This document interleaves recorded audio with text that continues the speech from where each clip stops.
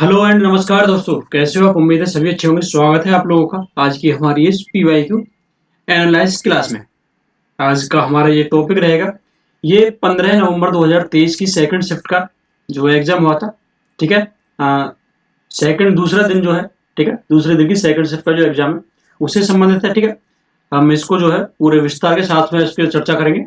यदि मैं बताता हूँ आपको, आप लोग जो पूछ रहे हो सर कितने फायदेमंद रहेगी क्लास, भाई यदि आपने ये क्लास कर ली ना, ये क्लास कर ली तो मैं बताऊं 10 से 12 नंबर आपके कहीं नहीं गए जो बड़े हुए। ठीक है ना, 10 से 12 नंबर आसानी से बढ़ जाएंगे आपके, बहुत आराम से 10 से 12 नंबर बढ़ जाएंगे। ठीक है दोस्त, हाँ तो चलो शुरू करते हैं दोस्त इस क्लास को। बस एक काम करना है, इस वाली क्लास को चाहे 2 बार देख लेना, या फिर आप ऐसा कर सकते हैं कि नोट डाउन कर लेना। इससे क्या है, नोट डाउन आप कर लेना। ठीक है भाई, आपके लिए बहुत ही ज्यादा बेटर ऑप्शन रहेगा ये। ठीक है, स्कोर इंक्रीज करने में। पहला क्वेश्चन देख लेते हैं। निम्नलिखित में से कौन सा संविधान संशोधन जो है अधिनियम भारतीय संविधान में 11वें मौलिक कर्तव्य के रूप में जोड़ा गया था? देखो, आप लोगों ने बहुत बार पढ़ा है, ये चीज बहुत बार पढ़ी है कि जो 86वां संविधान संशोधन है, क्या वहां भाई 86वां संविधान संशोधन है जो कि 2002 में हुआ था।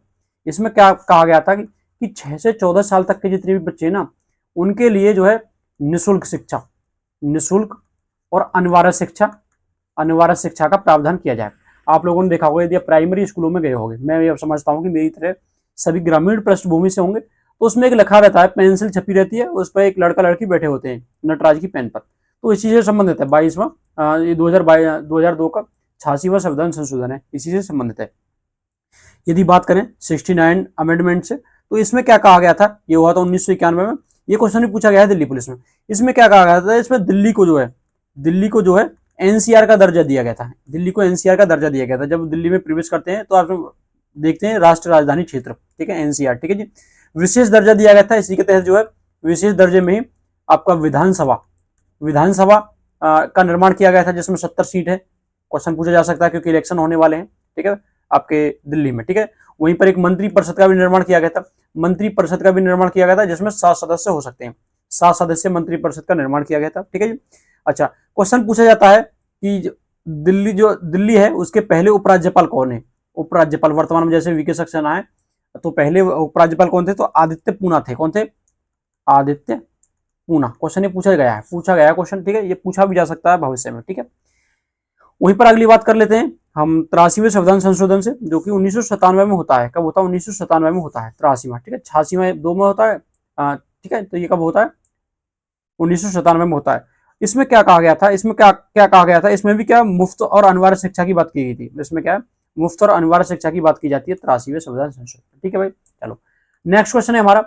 नेक्स्ट क्वेश्चन में कहा गया है कि पदुकोट्टई जो है दक्षिणामूर्ति पिल्लई एक किस वाद्य यंत्र बजाते हैं? पदुकोट्टई दक्षिण मूर्ति जो पिल्लई है, वो किस वाद्य यंत्र से संबंधित है? तो इसमें बताया गया कंजीरा से। किसमें संबंधित है?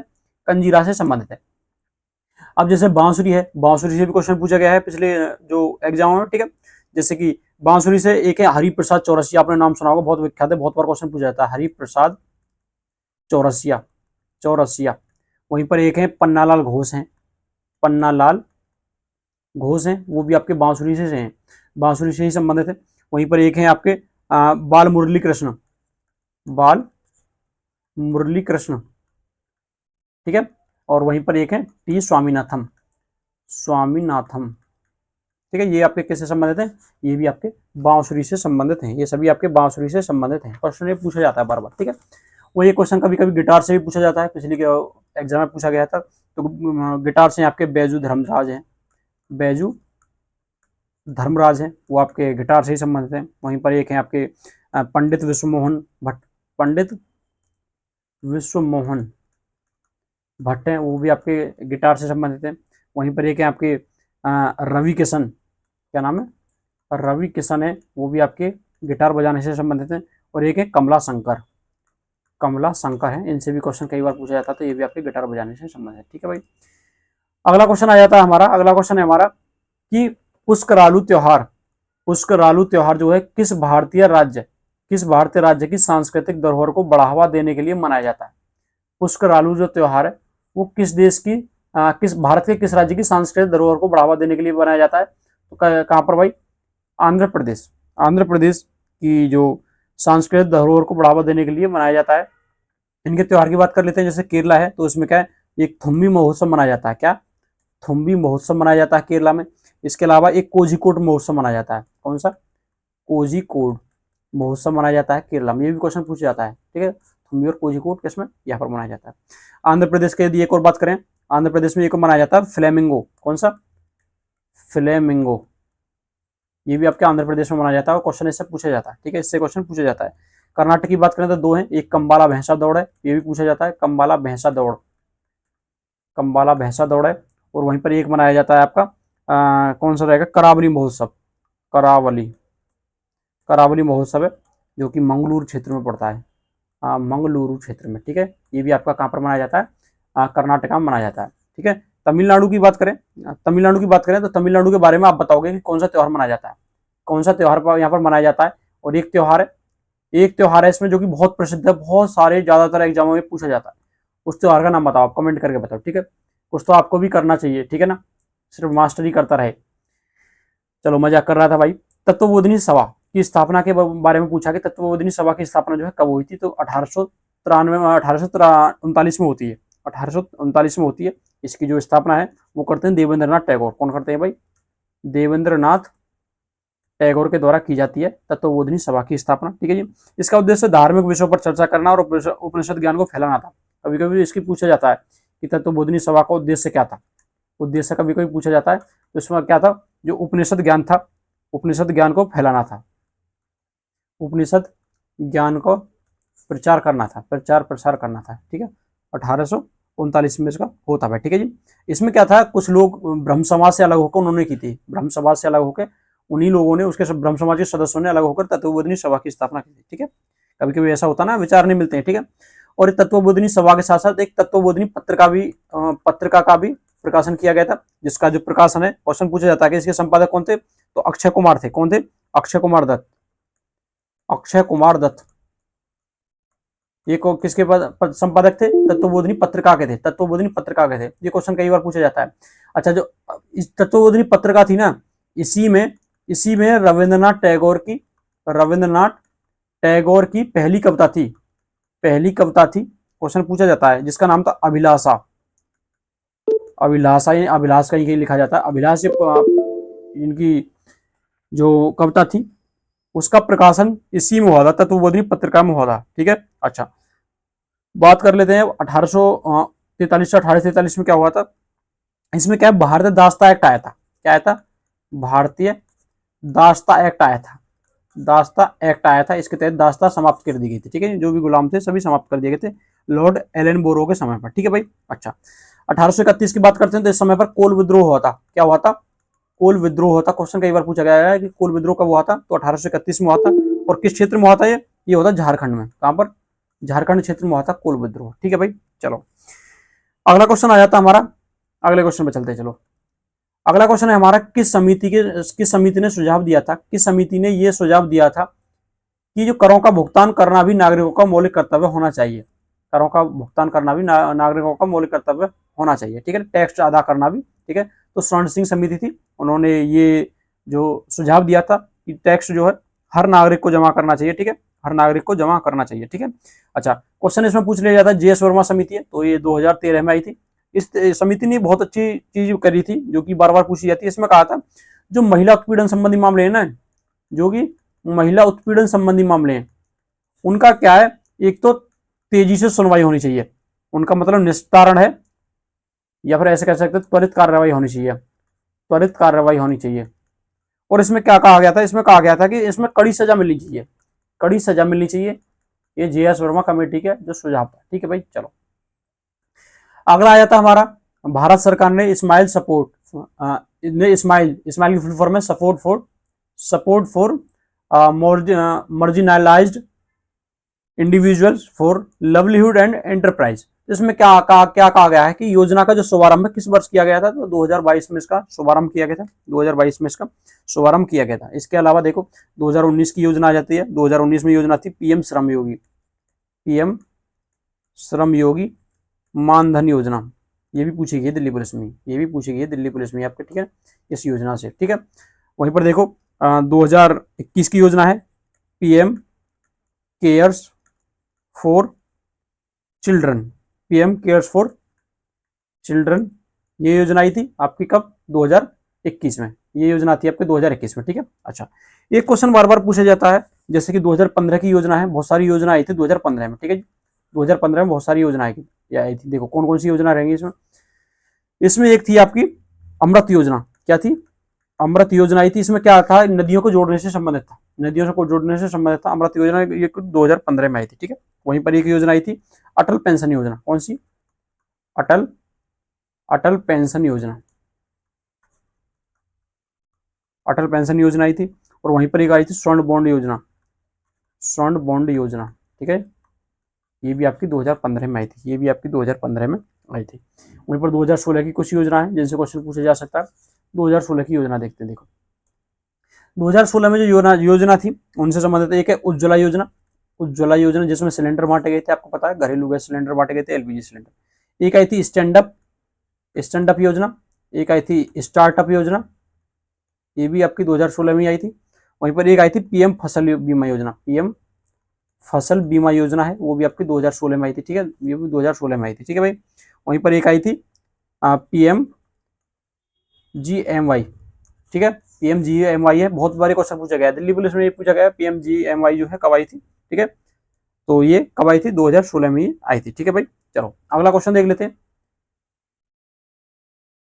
अगला क्वेश्चन, चलो अगला क्वेश्चन है शाहजहां के शासनकाल के दौरान, शाहजहां के शासनकाल के दौरान जो है इसमें पूछा गया है कि कंधार कंधार किससे हार गए थे ये लोग, और जो मुगल हैं, मुगल जो है शाहजहां के समय पर किसके हाथों ये कंधार को हार गए थे, कंधार को हार गए थे, किसके हाथों हारे थे, सफाविद के हाथों हारे थे।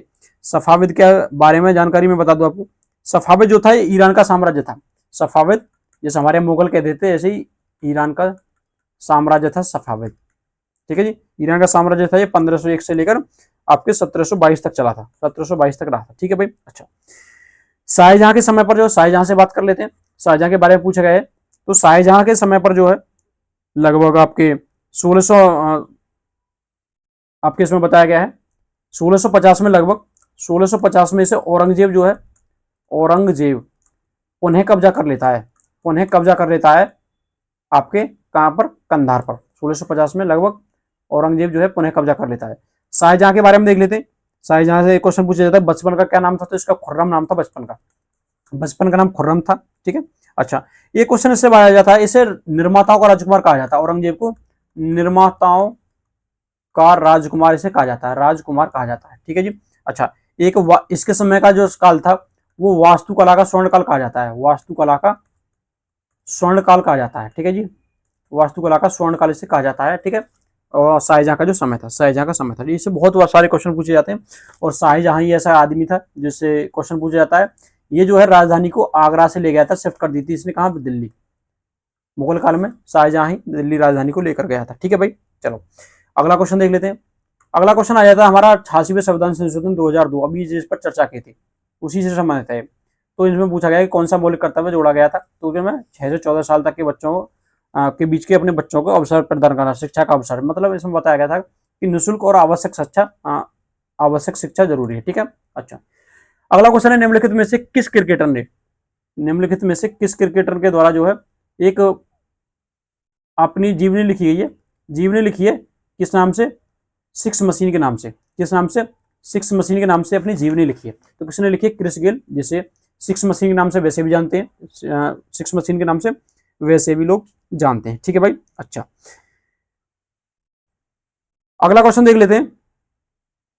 अच्छा, इसमें 9वां क्वेश्चन हो गया है। इसमें देखो एक चीज पूछी जाती है, जब भारत के कुछ खिलाड़ियों का नाम देखें, जैसे सिक्स मशीन इसे क्रिस गेल को कहा जाता था, ऐसे भारत के कुछ खिलाड़ी है जैसे कि कपिल देव है, कौन, कपिल देव है, कपिल देव को कहा जाता है हरियाणा हरिकेन, हरियाणा हरिकेन के नाम से जाना जाता है कपिल देव को, ठीक है।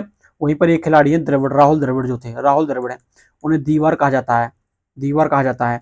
और एक मिस्टर भरोसेमंद कहा जाता है, मिस्टर भरोसेमंद कहा जाता है।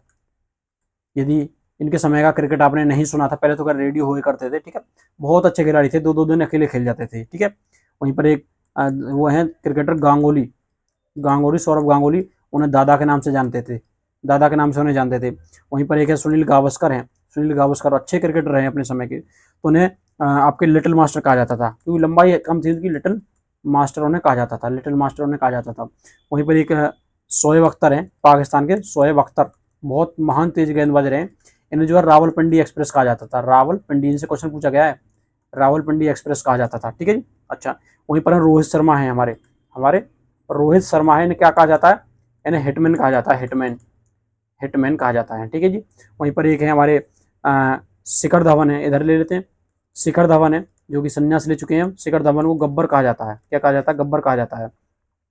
वहीं पर एक है अनिल कुंबले, कुंबले को जंबो कहा जाता है, क्वेश्चन पूछा गया है, इन्हें जंबो कहा जाता है। ठीक है। वहीं पर आपके एक हैं सचिन तेंदुलकर, सचिन तेंदुलकर, इन्हें ब्लास्टर, ब्लास्टर भी कहा जाता है, और मास्टर ब्लास्टर भी कहा जाता है, और गॉड कहा जाता है, गॉड भी ने कहा जाता है। ये सारे सभी क्वेश्चन है, ये क्वेश्चन पूछे जा सकते हैं। ठीक है भाई। अगला क्वेश्चन आ जाता है राजीव गांधी खेल रत्न पुरस्कार से, जो हाल ही में दिए गए हैं, हाल ही में भी बांटे गए। इसमें पूछा गया है, इसमें इसका नाम बदलकर मेजर ध्यानचंद जो पुरस्कार है, इसका कब किया गया था? ये पूछा गया कि कब इसका नाम किया गया था, इसका नाम जो है कब किया गया था। ठीक है भाई। चलो, तो इसका नाम कब किया गया था? 2022 में किया गया था। कब किया गया था? 2022 में इसका जो नाम है ये किया गया था। ठीक है। अच्छा, क्वेश्चन एक इनसे एक और क्वेश्चन पूछा जाता है, जैसे कि, हाँ जी, जैसे कि इसका जो नाम है कब बदला गया था, और इसकी राशि कितनी मिलती है, इसमें जो राशि जो है कितनी मिलती है, कितनी राशि मिलती है? तो इसके तहत जो 25 लाख रुपए मिलते हैं, एक मेडल मिलता है। ठीक है। 25 लाख रुपए एक पत्र मिलता है। ठीक है जी। और पहला किस कौन था जिसे ये पुरस्कार मिला था, राजीव गांधी खेल रत्न पुरस्कार? तो चेस खिलाड़ी थे, महान चेस खिलाड़ी भारत के विश्वनाथ आनंद, विश्वनाथ आनंद जो थे, उन्हें ये पहला पुरस्कार मिला था। ठीक है जी। अच्छा, भारत का सबसे बड़ा खेल पुरस्कार माना जाता है, और ये बताया जाता है कि पिछले 4 सालों के खेल के रिकॉर्ड के अनुसार दिया जाता है। ठीक है। पिछले 4 साल के हिसाब से दिया जाता है। अगले क्वेश्चन की बात करें, अगला क्वेश्चन देखो, अगला क्वेश्चन बताया गया है निम्नलिखित में से भारत सरकार के किस अधिनियम के माध्यम से मॉन्टेग्यू चेम्सफोर्ड सुधारों ने प्रांतों में द्वैध शासन व्यवस्था लागू की थी? प्रांतों में द्वैध शासन व्यवस्था कब लागू की थी, किस सुधार के तहत लागू हुई थी? 1919 का जो मॉन्टेग्यू चेम्सफोर्ड सुधार है उसके तहत लागू हुई थी। देखो, 1935 के तहत जो केंद्र में द्वैध शासन आया था, केंद्र में, और यहाँ पर आया था प्रांतों में द्वैध शासन। प्रांतों में द्वैध शासन की बात करें तो 1919 में आया था, और यदि केंद्र की बात करें तो 1935 एक्ट के तहत आया था, 1935 एक्ट के तहत आया था। ठीक है। संघीय प्रणाली लागू हुई थी 1935 एक्ट के तहत। ठीक है जी। चलो, इसके अलावा जैसे पूछ लिया जाता है कभी कभी कि सबसे पहले जो द्वैध शासन है, द्वैध शासन व्यवस्था कब आई थी? वो 1765 में आती है, क्लाइव के समय पर लॉर्ड क्लाइव लेकर आता है, और ये 72 तक रहता है, और बाद में से 1772 में वारेन हेस्टिंग्स के द्वारा समाप्त किया जाता है। कौन? वारेन हेस्टिंग्स के द्वारा। ये क्वेश्चन बहुत बार पूछा गया है। ठीक है। वारेन हेस्टिंग्स के द्वारा इसे समाप्त किया जाता है। ठीक है। अच्छा है।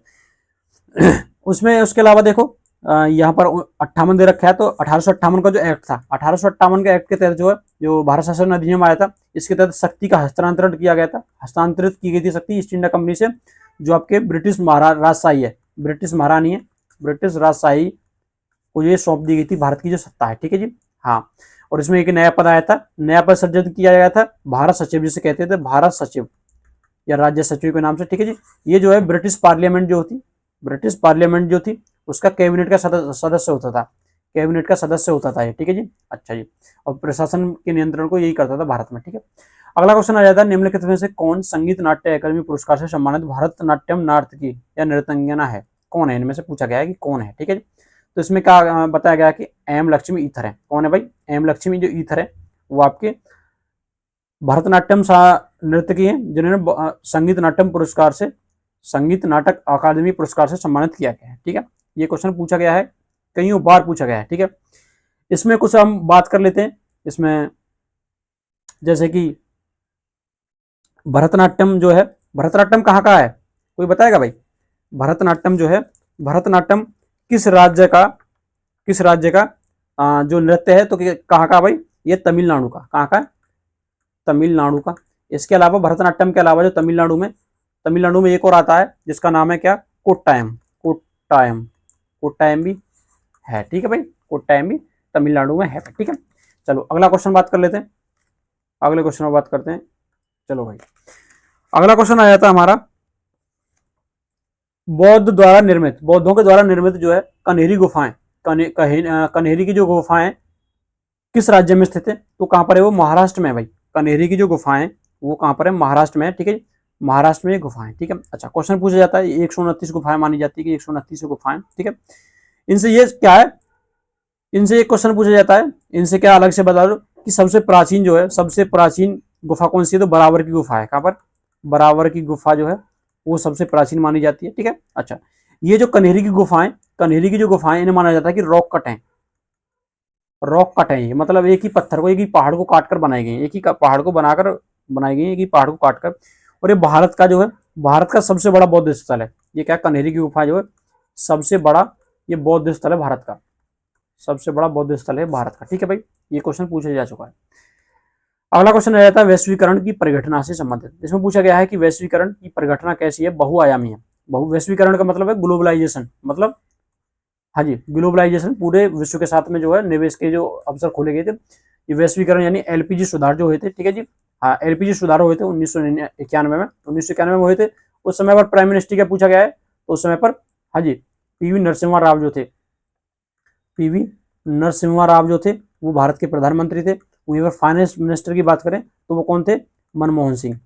मनमोहन सिंह उस समय पर क्या थे, फाइनेंस मिनिस्टर यानी वित्त मंत्री थे। वो क्या है, वित्त मंत्री उस समय पर थे भाई। ये क्वेश्चन कई बार पूछा जा चुका है, ठीक है भाई। चलो अगले क्वेश्चन की बात कर लेते हैं, अगले क्वेश्चन की बात करो भाई।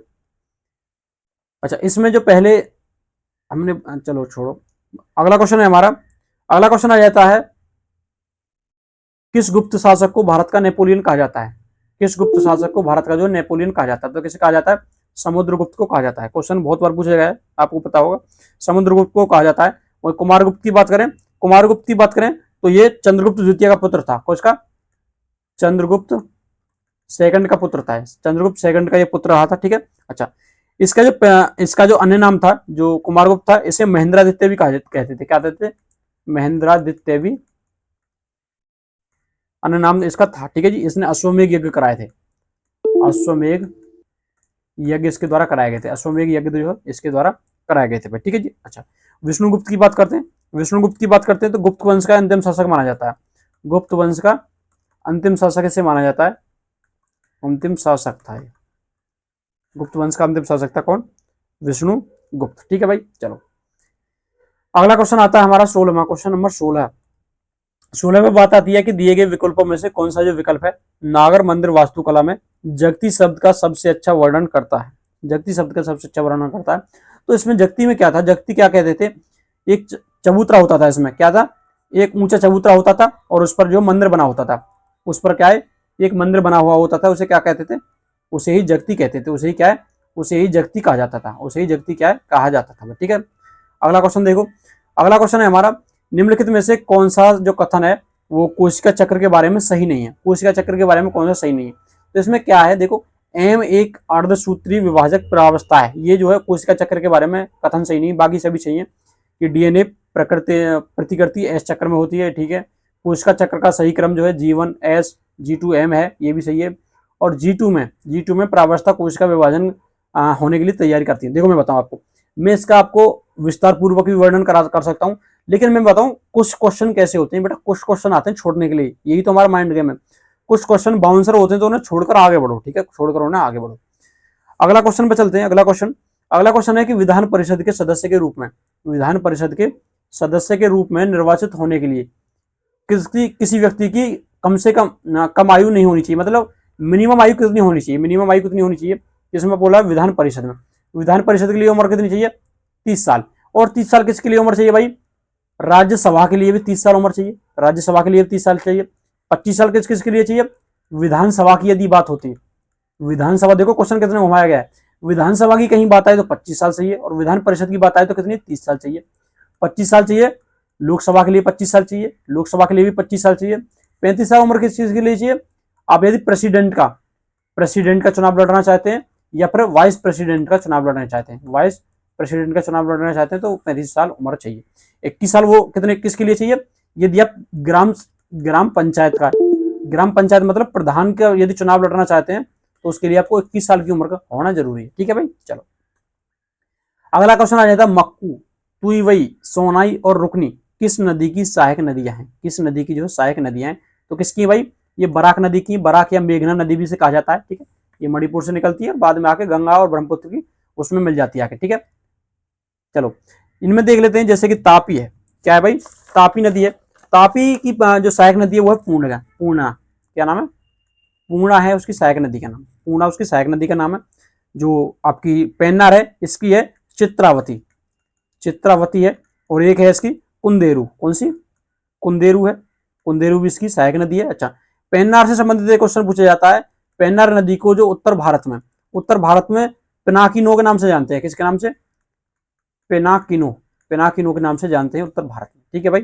चलो साबरमती जो नदी है, साबरमती गुजरात और राजस्थान, गुजरात और आपके राजस्थान में बहती है। इसकी एक सही नदी है, सही एक सहायक नदी है इसकी। और वहीं पर एक है कि वकाल, वकाल इसकी ही सहायक नदी है। और एक है आपकी हरनल, इसकी ही सहायक नदी है, ठीक है। ये पूछी नहीं जाती, सही पूछी जाती कई बार, ठीक है भाई। चलो अगला क्वेश्चन आ जाता है वैजयंती काशी। वैजयंती काशी के बारे में पूछा गया है कि वैजयंती काशी कौन सी भारतीय शास्त्रीय नृत्य शैली की उन्नायक हैं। तो कौन, वैजयंती काशी, वैजयंती काशी के बारे में क्वेश्चन पूछा गया है, ठीक। देखो वैजयंती काशी किसकी है, कुचिपुड़ी, किसकी है भाई, कुचिपुड़ी। कुचिपुड़ी कहाँ का भाई, कुचिपुड़ी कहाँ का नृत्य, आंध्र प्रदेश का नृत्य है, ठीक है, आंध्र प्रदेश का नृत्य। भरतनाट्यम से संबंधित देखें, भरतनाट्यम से, तो भरतनाट्यम कहाँ का है, ये आपके तमिलनाडु का है। कहाँ पर है, कहाँ का है, तमिलनाडु का है, तमिलनाडु का भरतनाट्यम। और इसके अलावा कौन है, कौन सा एक और कोट्टायम, कोट्टायम है, कोट्टायम भी तमिलनाडु का, ठीक है। बात आ जाती है उड़ीसी की, उड़ीसी, उड़ीसी कहाँ का, उड़ीसा का है, कहाँ का है, उड़ीसा का है, ठीक है। वहीं पर बात आ जाती है आपके मोहिनीअट्टम की, तो मोहिनीअट्टम कहाँ का है, केरला का है, केरला का एक है मोहिनीअट्टम। और एक कौन सा है, एक आपके कथकली, कथकली, ये भी आपका कहाँ पर, कहाँ का भाई, ये भी आपका केरला का है, ठीक है। वही महाराष्ट्र की बात करें तो महाराष्ट्र की आपको पता है लावड़ी है, लावड़ी है, एक है लेजम, ये भी आपका कहाँ का, ये आपका केरला का है, एक आपका केरला का है, ठीक है। अगले क्वेश्चन पर आते हैं भाई। अगला क्वेश्चन है हाइड्रोजन आयन स्वतंत्र रूप में नहीं रह सकते। हाइड्रोजन आयन जो है स्वतंत्र रूप में नहीं रह सकते, लेकिन ये जल के अणुओं के साथ मिलकर रह सकते हैं, ठीक है। निम्नलिखित में से कौन सा हाइड्रोजन आयन दिखाने का सही तरीका है, ठीक है। तो किसका है, जैसे हमारा जल होता है ना, जल होता है, उसे कैसे दिखाते हैं, H2O, H2O, ठीक है, ऐसे दिखाते हैं। तो यहाँ पर क्या है, इनमें से एक है क्या, H3O, ठीक है। H2 SO4 ये तो सल्फ्यूरिक एसिड हो जाता है, ठीक है, ये खाली हाइड्रोजन है, ठीक है। तो इसमें क्या है, H2O, जैसे H3O दिया रखा है, तो इसमें सही तरीका है हाइड्रोजन आयन को दिखाने का, ठीक है भाई। चलो किस वर्ष के स्वतंत्रता दिवस पर हर घर तिरंगा आंदोलन प्रस्तावित किया गया था। हर घर जो तिरंगा है, ये योजना लेकर आए थे प्रधानमंत्री नरेंद्र मोदी 2022 के स्वतंत्रता दिवस के अवसर पर, 2022 के स्वतंत्रता दिवस के अवसर पर। ध्यान रखना है, गणतंत्र दिवस भी कभी कभी दे देते हैं, ठीक है। 2022 के जो स्वतंत्रता दिवस के अवसर पर जो है हर घर तिरंगा ये मुहिम आई थी, ठीक है भाई। अगला क्वेश्चन आ जाता है हमारा 1993-94 तक गरीबी रेखा जो है, इसके आंकड़े किस पर आधारित होते थे। तो किस पर होते थे, समान संसाधन अवधि, यूनिफॉर्म रिसोर्स पीरियड पर आधारित होते थे, यूनिफॉर्म रिसर्च पीरियड पर आधारित ही होते थे, ठीक है भाई। चलो अगला क्वेश्चन आया था इल्तुतमिश का। इल्तुतमिश का कुतुबुद्दीन ऐबक से क्या संबंध है, ये तो भाई हमें चर्चा करनी पड़ेगी इस पर। तो क्या था ये, इल्तुतमिश जो था कुतुबुद्दीन ऐबक का क्या था, दामाद था। और इल्तुतमिश की ही पुत्री थी कौन, रजिया सुल्तान। जो रजिया सुल्तान थी वो इल्तुतमिश की ही पुत्री थी। कुतुबुद्दीन ऐबक से एक बार बात कर लेते हैं। तो इसने क्या, कुतुब मीनार का, आपको पता है कुतुब मीनार का जो निर्माण प्रारंभ कराया था इसने, ठीक है। और इसने गुलाम वंश की स्थापना की थी, गुलाम वंश की स्थापना की थी। लेकिन इसकी राजधानी कहाँ पर थी, इसकी राजधानी थी लाहौर, इसकी राजधानी लाहौर में थी। इसकी राजधानी कहाँ पर थी, लाहौर में थी। ये क्वेश्चन ऐसे पूछ लिया जाता है, ठीक है। इसने कुव्वतुल इस्लाम का भी ऐसे माना जाता है कि इसने निर्माण कराया था। वहीं पर इल्तुतमिश से भी बात कर लेते हैं। इल्तुतमिश यहाँ पर आ गया है तो ये क्या माना जाता है कि इसका गुलाम वंश का वास्तविक संस्थापक था। और ये जो राजधानी है, राजधानी को दिल्ली ले आया था। कहाँ ले आया था ये, दिल्ली राजधानी को ले आया था। ऐबक की तो कहाँ थी भाई, आपकी लाहौर थी। यहाँ पर कुतुबुद्दीन ऐबक जो है चौगान खेलते हुए कहते हैं कि चौगान खेलते हुए मारा गया था, ठीक है। अच्छा उसके बाद इसका पूरा नाम एक बार पूछा गया है, इल्तुतमिश का पूरा नाम तो शमसुद्दीन इल्तुतमिश था। क्या था, शमसुद्दीन इल्तुतमिश इसका पूरा नाम, ठीक है। इल्तुतमिश से संबंधित कोई भी क्वेश्चन पूछ जाए तो ये बता सकते हैं हम। और इसने जो है एक प्रथा चलाई थी जिसका नाम था एकता प्रथा। क्या नाम था, एकता प्रथा चलाई थी, जिसे बाद में जो है अलाउद्दीन खिलजी समाप्त करता है एकता प्रथा को, ठीक है भाई, समाप्त करता है। और इसने जो है कुतुब मीनार का निर्माण पूर्ण कराया था। पूरा जो निर्माण है कंप्लीट जो है इसने किसने कराया था, इल्तुतमिश ने कराया था भाई। अगला क्वेश्चन आ जाता है हाथी गुम्फा अभिलेखों से। हाथी गुम्फा जो अभिलेख है पूछा गया कि किस भाषा में उत्कीर्ण है। देखो हाथी गुम्फा अभिलेख से संबंधित जैसे यहाँ क्वेश्चन दे रखा है पाली भाषा, लेकिन कहीं पर आप सर्च करोगे किसी बुक में तो प्राकृत भाषा में मिलता है। क्या मिलता है? प्राकृत भाषा में मिलता है। ठीक है, मेरे हिसाब से इस पर जो है आप लोगों ने आपत्ति उस समय पर दर्ज की होगी। ठीक है, ये जो कहाँ पर है, ये आपके उड़ीसा में है। कहाँ पर है? उड़ीसा के भुवनेश्वर में। भुवनेश्वर की उदयगिरी पहाड़ी है, यहाँ पर उदयगिरी पहाड़ी है, उस पर ये है हाथी गुम्फा लेक। हाथी गुम्फा लेक उड़ीसा के भुवनेश्वर के उदयगिरी पहाड़ी पर है। ठीक है, प्राकृत भाषा है। इसका माना जाता है जो हाथी गुम्फा लेक है, ये आपके खारवेल राजा ने बनाए थे। किसने भाई? इसका जो निर्माण है खारवेल के शासनकाल में हुए थे। और यहीं से माना जाता है कि जो खारवेल था, राजा खारवेल था, वो जैन धर्म का अनुयायी था। जैन धर्म का अनुयायी था। ठीक है, तो किससे संबंधित है? जैन धर्म से संबंधित है। ठीक है भाई, चलो अगला क्वेश्चन देख लेते हैं। अगला क्वेश्चन रहता है, सरकार ने नवाचार के लिए सक्षम बुनियादी और सुगमकारी जो माहौल प्रदान करके भारत के अल्प सेवित असेवित क्षेत्रों में उद्यमता की भावना को प्रोत्साहन करने के लिए किसकी शुरुआत की है? देखो एक बात बताऊं मैं, ये होता है हमारा कॉमन सेंस। यहाँ पर होता है कॉमन सेंस। अब ये देखो, इसमें वन नेशन वन राशन नीति, इसमें कहाँ से आ जाएगा भाई? इसमें बात की गई है किसकी? उद्यमता की भावना को प्रोत्साहन करने के लिए। ठीक है, इसमें क्या कहा गया है? नवाचार के लिए। नवाचार के लिए तो नवाचार जैसा शब्द होना चाहिए। इसमें देखो, उत्पादन संबंध प्रोत्साहन योजना, नवाचार कहाँ से आ गया इसमें? डिजिटल लाइब्रेरी मिशन, ये इसमें नवाचार कहाँ से आएगा? तो नवाचार है इसमें, नवाचार केंद्र। ठीक है, तो उसी से संबंधित रहेगा, उसी से संबंधित रहेगा। ठीक है भाई, चलो अगला क्वेश्चन आ जाता है हमारा। अगला क्वेश्चन है हमारा, इसमें पूछा गया है कि निम्नलिखित में से कौन सा प्रतिस्पर्धा अधिनियम 2002 का एक अवयव नहीं है? इनमें से कौन सा जो प्रतिस्पर्धा अधिनियम जो 2002 है उसका अवयव नहीं है? उसका अवयव नहीं है, उसका अवयव नहीं है। ठीक है, देखो इसमें दिया गया संयोजन का नियम, प्रतिस्पर्धा अधिनियम, संयोजन का नियम। संयोजन में प्रतिस्पर्धा होगी क्या? नहीं होगी। प्रतिस्पर्धा विरोधी समझौते का अधिनियम, विरोधी में क्यों होगी भाई? और प्रमुख स्थिति का दुरुपयोग इसमें भी क्यों होगा? तो इसमें व्यापार का प्रतिष्ठित, मतलब प्रतिस्पर्धा किसमें होती है भाई? व्यापार में तो प्रतिस्पर्धा होती है, व्यापार में ही तो प्रतिस्पर्धा होती है। ठीक है ना, तो इससे संबंधित है ये। अगला क्वेश्चन है खेलो इंडिया विंटर गेम्स। खेलो इंडिया विंटर गेम है, ये क्वेश्चन पूछा जा सकता है और कई परीक्षाओं में हाल ही में पूछा गया है। इसमें पूछा गया है कि दूसरा संस्करण जो है किस राज्य केंद्र शासित प्रदेश में आयोजित हुआ था? तो जम्मू कश्मीर हुआ था। विंटर की बात चली है, कहां पर हुआ था? जम्मू कश्मीर में हुआ था। ठीक है भाई, अच्छा अब अगला क्वेश्चन है पूछा जा सकता है। अगला क्वेश्चन की आपका 2025 में कहां पर होगा? 2025 में होगा लेह लद्दाख में। कहां पर होगा? लेह लद्दाख में। लेह लद्दाख में ये होगा विंटर गेम। कहां पर होगा? लेह लद्दाख में होगा। ठीक है, ठीक है भाई, चलो अगले क्वेश्चन पाते हैं। अगला क्वेश्चन है हमारा, निम्नलिखित में से कौन सा अंतरराष्ट्रीय संगठन जो कि शतरंज से संबंधित है? शतरंज का पूछा तो कौन सा है? फिडे है। फिडे है 2000 आपका 22 में, 2022 में जो शतरंज का ओलंपियाड है, ओलंपियाड जो है वो आपका भारत में हुआ था। कहां पर हुआ था? इंडिया में हुआ था। इंडिया में चेन्नई में हुआ था। ठीक है, इसके शुभारंभ में हमारी सबसे पहले ड्यूटी लगी थी भाई, JLN स्टेडियम में सबसे पहले हमारी ड्यूटी यहीं पर लगी थी, दिल्ली पुलिस में। ठीक है, फीफा की बात कर रहे थे, फीफा फुटबॉल से संबंधित है। ठीक है, ICC क्रिकेट से संबंधित है, और OIC किससे? IOC जो है इंटरनेशनल और ओलंपिक कमेटी जो है, ठीक है, ये ओलंपिक से संबंधित है, ये ओलंपिक से संबंधित है। ठीक है, IOC। ठीक है भाई, चलो जिसकी स्थापना जो है 1894 में मानी जाती है, और पहला जो ओलंपिक का 1896 में होता है। ठीक है, ये क्वेश्चन पूछा गया कई बार। यूकैरियोटिक जो कोशिका है निम्न में से किस जगत में नहीं पाई जाती है? यूकैरियोटिक और प्रोकैरियोटिक दो प्रकार की कोशिका होती है, आप लोगों को पता है। तो इसमें मोनेरा में नहीं पाई जाती है, मोनेरा में नहीं पाई जाती, बाकी में पाई जाएगी। ठीक है, यूकैरियोटिक कोशिका के बारे में बात आ रही है। ठीक है, कौन सी जगत में नहीं पाई जाती है? ठीक है, ये दो प्रकार की कोशिका होती है, यूकैरियोटिक और प्रोकैरियोटिक। ठीक है भाई, चलो अगला क्वेश्चन आ जाता है हमारा। अगला क्वेश्चन आ जाता है, भारत सरकार ने क्षेत्रीय ग्रामीण बैंकों की स्थापना किस वर्ष शुरू की थी? किस वर्ष शुरू की थी? तो कब शुरू की थी? 1975 में। 1975 में एक समिति थी जिसका नाम था नरसिम्हा समिति।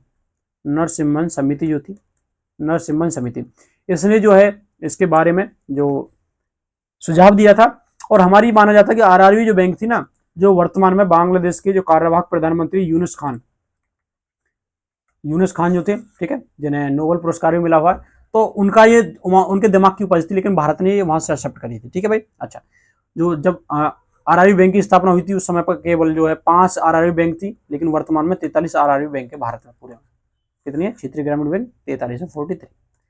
अगला क्वेश्चन रहता है, the headquarters of west control railway zone. इसमें पूछा गया है, तो इसमें पूछा गया है कि रेलवे का जो हेडक्वार्टर है, जो वेस्ट सेंट्रल, देखो जैसे कि हमारा ये बन गया भारत का मैप, ये मान लेते हैं, ये होगा ईस्ट, ये हो गया वेस्ट, ये हो गया नॉर्थ और ये हो गया साउथ, ठीक है। इसमें पूछा वेस्ट सेंट्रल, तो वेस्ट सेंट्रल यहाँ पर होगा, ठीक है भाई। ये हो गया हमारा ईस्ट, ईस्ट, ये हो गया हमारा वेस्ट, ये हो गया हमारा नॉर्थ और ये हो जाएगा साउथ। देखो पहले ईस्ट वेस्ट नॉर्थ साउथ का देख लेते हैं। देखो ईस्टर्न जो रेलवे है, पूर्वी रेलवे, उसका जो हेडक्वार्टर है, उसका हेडक्वार्टर वो है कहाँ पर, कोलकाता में। कहाँ पर है, कोलकाता में, हम छोटा से लिखते हैं, ठीक है, कोलकाता में। पश्चिमी का कहाँ होगा, जो सबसे बड़ा शहर है पश्चिमी भारत का कौन सा है, ये होगा मुंबई में। मुंबई में ये बोला जाता है, मुंबई चर्च गेट में है, चर्च गेट में पश्चिमी भारत का, पश्चिमी रेलवे का हेडक्वार्टर मुंबई चर्च गेट में, ठीक है।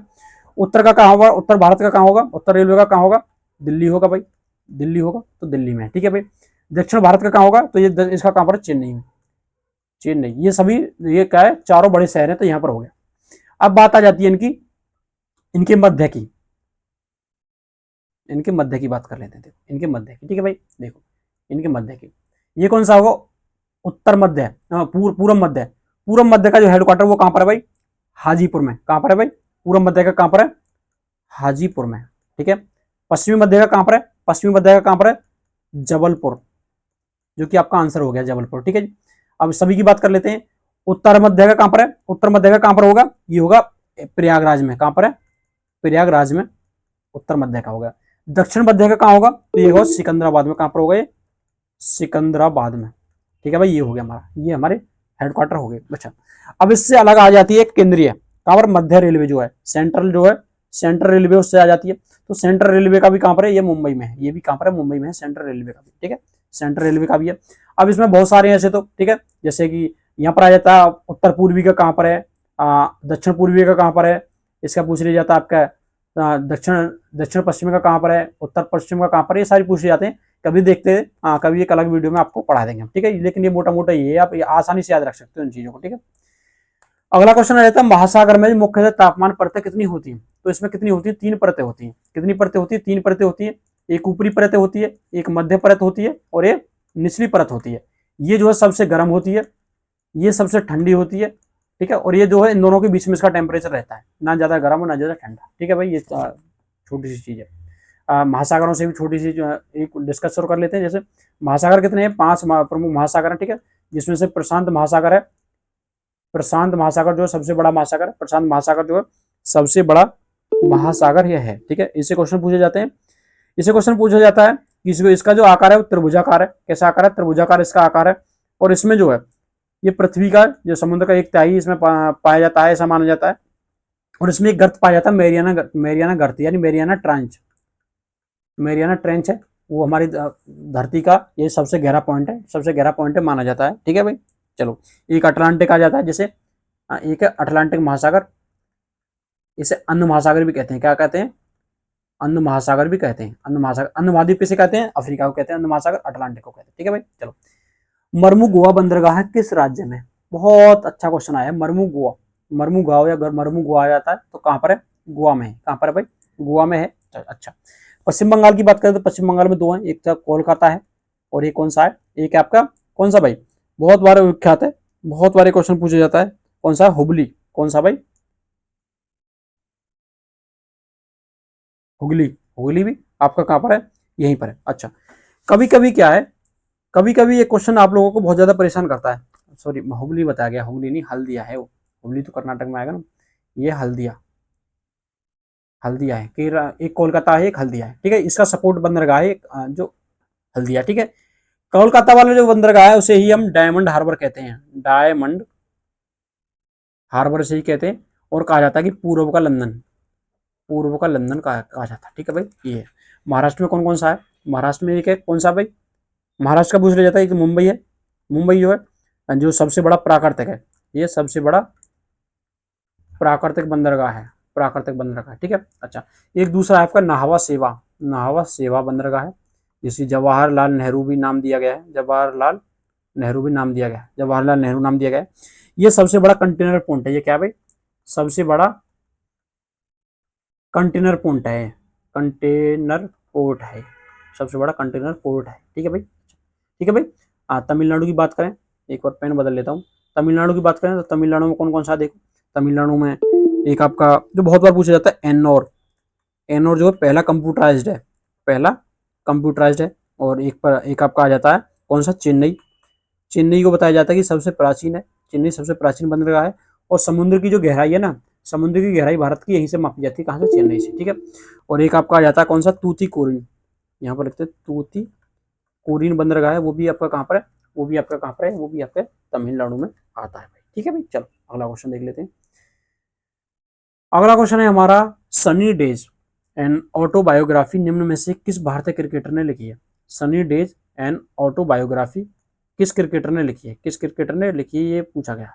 देखो किसने लिखी है, सुनील गावस्कर ने लिखी है, किसने लिखी है, सुनील गावस्कर ने लिखी है, ठीक है। अच्छा, उसके बाद राहुल द्रविड़ की बात कर लें तो राहुल द्रविड़ की जो बायोग्राफी है उसकी है the test of my life, ये आपकी राहुल द्रविड़ की है। अच्छा, आपके कपिल देव की बात करें तो स्ट्रेट स्ट्रेट लिखा है, अब इंग्लिश स्पेलिंग अपने आप देख लेना, straight from the heart, straight from the heart जो है ये आपके कपिल देव की बायोग्राफी, ठीक है भाई। चलो अगला क्वेश्चन आया था, 1875 में स्थापित निम्न में से कौन सा संगठन जो है, कौन सा संगठन मूर्ति पूजा का विरोध करता है और वेदों की अचूकता का समर्थन करता है, ठीक है भाई। आर्य समाज है, आर्य समाज है, इन्हीं के जो स्थापन करता थे, उन्होंने ही एक नारा दिया था कि वेदों की ओर लौटो, वेदों की ओर लौटो भाई, ठीक है। आर्य समाज जो है इसकी स्थापना 1875 में होती है और इसका जो हेडक्वार्टर है वो मुंबई में बनाया जाता है। बम्बई में किसने स्थापना की थी, स्वामी दयानंद ने, स्वामी दयानंद ने। और यही बाद में जो है वेदों की ओर लौटो ऐसे करके नारा देते हैं, ऐसे नाराएं देते हैं, ठीक है भाई। चलो हिंदू धर्म में सुधार इन्होंने बहुत सारे किए, ठीक है। वहीं पर परमहंस मंडली की बात करें तो 1849 में, ठीक है, बॉम्बे में, ये भी गुप्त सामाजिक धार्मिक समूह था। रामकृष्ण परमहंस की बात करें तो रामकृष्ण परमहंस की जो स्थापना 1897 में विवेकानंद ने की थी, अपने गुरु के नाम पर, विवेकानंद ने की थी अपने गुरु रामकृष्ण परमहंस के जो नाम पर, ठीक है। वहीं पर आती प्रार्थना समाज, प्रार्थना समाज की स्थापना होती है 1867 में, 1867 में जो होती है बम्बई में, ठीक है, हिंदू समाज सुधार के लिए, ठीक है। कौन करता है, आत्माराम पांडुरंग, आत्माराम पांडुरंग के द्वारा की जाती है, ठीक है भाई। चलो अगला क्वेश्चन रहता है, शीत ऋतु के दौरान भारत के उत्तर पश्चिमी जो भाग है, उत्तर पश्चिमी भागों में वर्षा होने का कौन सा कारक योगदान है, तो क्या है, पश्चिमी विक्षोभ। जैसे कि वर्ल्ड में जैसे भूमध्य सागर वगैरह है, वहां से पश्चिम में विक्षोभ आता है, ठीक है, विक्षोभ आता है। और वो जैसे भारत है, यहाँ पर ऊपर हिमालय है, जैसे हिमालय से आकर टकराता है, हिमालय पर जो बर्फबारी का कारण भी पश्चिमी विक्षोभ ही होता है, जो इस समय पर बर्फबारी होती है ना, पश्चिमी विक्षोभ के कारण ही होती है, और उत्तर भारत में बारिश होती है इसके कारण, ठीक है जी। वहीं पर एक है दक्षिण पश्चिम मानसून है, वो कि आपके जून के समय पर आता है, जून के समय पर आता है, 1 जून को आपको केरल के जो मालाबार तट पर दस्तक देता है और बाद में ये उत्तर भारत की तरफ जाता है। क्वेश्चन पूछा जाता है कि दक्षिण पश्चिम मानसून से कहाँ पर वर्षा नहीं होती है, तो तमिलनाडु और आंध्र प्रदेश के क्षेत्र तट है, यहाँ पर वर्षा नहीं होती है, ये वृष्टि छाया में आ जाता है ठीक है, वृष्टि छाया में आ जाता है। लेकिन इससे जो है जो लौटती बार ये मानसून वर्षा करता है, बहुत भयंकर वर्षा करता है, ठीक है, लौटती बार वर्षा करता है यहाँ पर, ठीक है भाई। क्वेश्चन ही पूछा जाता है बार बार। अगला क्वेश्चन आ जाता है, निम्नलिखित में से कौन सा जो सर्वोच्च न्यायालय के अपीलीय क्षेत्राधिकार के अंतर्गत नहीं आता, तो केंद्र और राज्य के बीच जो टकराव, देखो एक बहुत नॉर्मल सी चीज है, कॉमन सेंस वाले क्वेश्चन है। संवैधानिक मामले क्यों आएंगे भाई, अपीलीय क्षेत्राधिकार के अंतर्गत नहीं आता है। संवैधानिक मामले नागरिक से संबंधित रहते हैं, बिल्कुल आएंगे भाई। आपराधिक मामले नागरिकों से संबंधित रहते हैं, ये भी आएंगे। दीवानी मामले नागरिकों से संबंधित रहते हैं, ये भी आएंगे भाई। नागरिकों के मौलिक अधिकारों का संरक्षक होता है सुप्रीम कोर्ट, तो केंद्र और राज्य के बीच जो टकराव है ये नहीं आते हैं इसके समय, इसके, ठीक है। विख्यात सिंधी सारंगी वादन लाखा खां, इनके बारे में पूछा गया कि किस राज्य के निवासी थे, तो राजस्थान के निवासी थे, ठीक है, राजस्थान के निवासी थे, ये उस समय पर करंट में थे, इस वजह से पूछा जाए। 2011 की जनगणना के अनुसार जो है निम्न में से किस राज्य केंद्र शासित प्रदेश ने पुरुष साक्षरता पर सबसे अधिक थी, कहां पर थी भाई, केरला में थी, कहां पर थी, केरला में साक्षरता सबसे ज्यादा थी। अच्छा, कभी कभी क्वेश्चन पूछा जाता है कि सबसे कम पुरुष साक्षरता, सबसे कम जो पुरुष साक्षरता कहां पर थी, दादर नगर हवेली में, दादर नागर हवेली में, दादर नागर हवेली में सबसे कम थी, सबसे कम थी, ठीक है भाई। अगला क्वेश्चन देख लेते हैं, लघु उद्योगों को परिभाषित करने के लिए, लघु उद्योगों को परिभाषित करने के लिए इसमें पूछा गया है कि क्या मापदंड है, तो क्या है, एक इकाई की संपत्ति पर अधिकतम निवेश की अनुमति जो है लघु उद्योगों को परिभाषित करने के लिए, एक इकाई, ठीक है भाई, हाँ, एक इकाई की संपत्ति पर अधिक निवेश की अनुमति। अगला क्वेश्चन आ जाता है हमारा 1969 में बैंकों के राष्ट्रीयकरण के दौरान निम्न में से किस बैंक का राष्ट्रीयकरण किया गया था, तो आपको पता है 1969 में 14 बैंकों का राष्ट्रीयकरण हुआ था, कितने, 14 बैंक का राष्ट्रीयकरण हुआ था, ठीक है। तो इसमें पूछा गया कि किसका राष्ट्रीयकरण नहीं हुआ था। तो एसबीआई के आप नॉर्मल कॉमन सेंस का क्वेश्चन है भी। एसबीआई का राष्ट्रीयकरण भाई 1955 में ही हो गया था, 1955 में ही इसका राष्ट्रीयकरण हो गया था। 1956 में एलआईसी आई थी, 55 में आ गया था, तो हम आराम से इसे निकाल सकते हैं, ठीक है। अगला क्वेश्चन है, निम्नलिखित में से किसे गुरुदेव रविंद्रनाथ टैगोर ने क्वीन ऑफ कथक कहा था? किसे जो है क्वीन ऑफ कथक कहा था, ठीक है, किसे कहा था? तो ये कौन था? सितारा देवी थी, सितारा देवी थी, उन्होंने क्वीन ऑफ कथक कहा था। क्वीन ऑफ कथक सितारा देवी को कहा था, सितारा देवी को भाई कहा था। अच्छा, ये क्वेश्चन में से पूछा जा सकता है, जैसे कि आपकी संयुक्ता पणिग्रह है, शांता राव है और रुक्मणी देवी अरुंडेल है। रुक्मणी देवी अरुंडेल जो है राज्यसभा में मनोनीत होने वाली पहली महिला थी, पहली महिला थी, ठीक है। ये बाकी जितनी भी हैं, जो संयुक्ता पणिग्रह है, शांता राव है और आपका रुक्मणी देवी है, ये तीनों के तीनों जो है आपका संयुक्ता पणिग्रह, शांता राव और ये जो है आपका किससे संबंधित हैं? कोई बताएगा? कोई बताएगा किससे संबंधित हैं? ये आपके भरतनाट्यम से संबंधित है, भरतनाट्यम, भरतनाट्यम से संबंधित है। भरतनाट्यम आपको बताया किस राज्य में है, भरतनाट्यम किस राज्य में भाई, ठीक है। तो ये भरतनाट्यम में संबंधित तीनों के तीनों। अरुंडेल, रुक्मणी देवी अरुंडेल से भी क्वेश्चन बार बार पूछा जाता है, ये क्वेश्चन भी बार बार पूछा जाता है, ठीक है भाई। चलो अगला क्वेश्चन आया था हमारा, ये हो गया हमारा, हाँ। अगला क्वेश्चन आया था अनुच्छेद 166 के अनुसार, अनुच्छेद 166 के अनुसार पूछा गया है कि किसी राज्य की समस्त कार्यपालिका कार्यवाही किसके नाम पर व्यक्त होती है? किसके नाम से होती है भाई? क्या पूछा गया? राज्य की पूछा बेटा। तो राज्य, राष्ट्र की किसके नाम से होती है? राष्ट्रपति के नाम से। तो राज्य में किसके नाम से होंगी भाई? राज्यपाल के नाम से होंगी, राज्यपाल के नाम से होंगी। और राष्ट्रपति जैसे कि आर्टिकल 52 में आता है, आर्टिकल 52 में आता है, ठीक है। राज्यपाल 153 के तहत आता है और मुख्यमंत्री 164 में आता है। ये क्वेश्चन भी कभी कभी ये आर्टिकल भी पूछ लिए जाते हैं, तो इन्हें एक नजर मार जाइए। अगला क्वेश्चन आया था, निम्नलिखित में कौन सा जो प्रसिद्ध क्षत्रिय नर्तकी है? तो कौन है भाई? सरोदनी सौकैया। सरोदनी सौकैया जो है एक प्रसिद्ध क्षत्रिय नर्तकी है, एक प्रसिद्ध क्षत्रिय नर्तकी ये है, ठीक है भाई। चलो अगला क्वेश्चन देख लेते हैं, इनके बारे में बाकी हम पढ़ चुके हैं, सोनल मानसिंह इनके बारे में, ठीक है। कम्युनिस्ट जर्नल वैनगार्ड के संपादक बनने वाले स्वतंत्र सेनानी का नाम बता। कौन थे भाई? कौन थे? एम एन राय। एम एन राय कौन थे? एम एन राय ने ही सबसे पहले 1934 में, एम एन राय ने सबसे पहले 1934 में संविधान सभा के गठन का विचार प्रस्तुत किया था भाई, सबसे पहले किया था। श्री राजगोपालाचारी पहले भारतीय गवर्नर जनरल थे, पहले भारतीय गवर्नर जनरल कौन थे? श्री राजगोपालाचारी थे, ठीक है भाई। अगला क्वेश्चन आते हैं हम, अगले क्वेश्चन पाते हैं। भारत सरकार ने हरित क्रांति के दौरान पहली बार गेहूं के बीजों की एक नई किस्म को आजमाने के लिए निम्न में से किस राज्य का चयन किया था? किसका चयन किया था भाई? पंजाब में। हरित क्रांति का लाभ किसे हुआ? पंजाब है, हरियाणा है और पश्चिमी यूपी है, जो वेस्टर्न यूपी है उन्हें इसका लाभ हुआ था, ठीक है। तो इसमें पूछा गया है कि किसे भाई, देख सकते हो हरियाणा, हरियाणा है, पंजाब है, हरियाणा है, ठीक है। तो ये इसमें क्या दे रखा है? सिर्फ पंजाब दे रखा है, तो पंजाब इसका राइट आंसर, पंजाब इसका राइट आंसर रहेगा, ठीक है।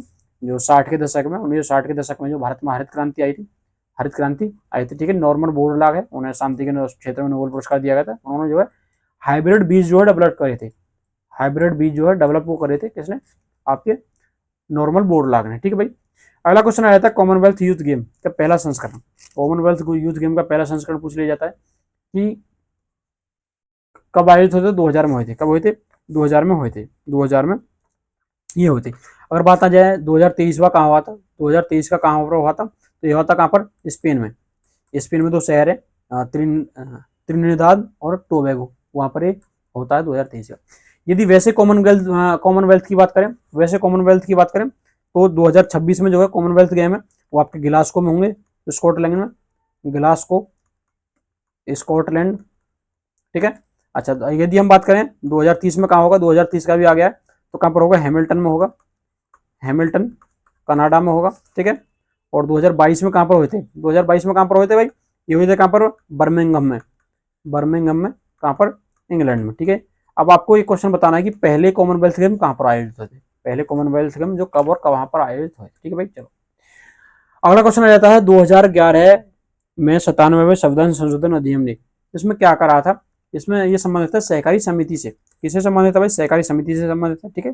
आर्टिकल 43 के ख में सहकारी समिति का जो राज्य के नीति निर्देशक तत्व दिए गए उसमें इसका वर्णन है, उसमें इसका वर्णन है, यही क्वेश्चन इससे पूछा जाता है, ठीक है भाई। अगला क्वेश्चन आ जाता है, लास्ट क्वेश्चन, समुद्र के जल के नीचे समुद्र के जल में नीचे जाने पर जल का दाब कैसा रहेगा। तो जल का दाब कैसा होगा, हमेशा कैसा होता है भाई, कैसा होता है, जब कोई चीज नीचे जा रही है तो उसके ऊपर से कोई चीज आ रही है तो कैसा होगा, बढ़ जाता है। जल का दाब क्या है भाई, बढ़ जाता है, जल का दाब बढ़ जाता है। ठीक है भाई। अच्छा, ये हमारी क्लास रही भाई।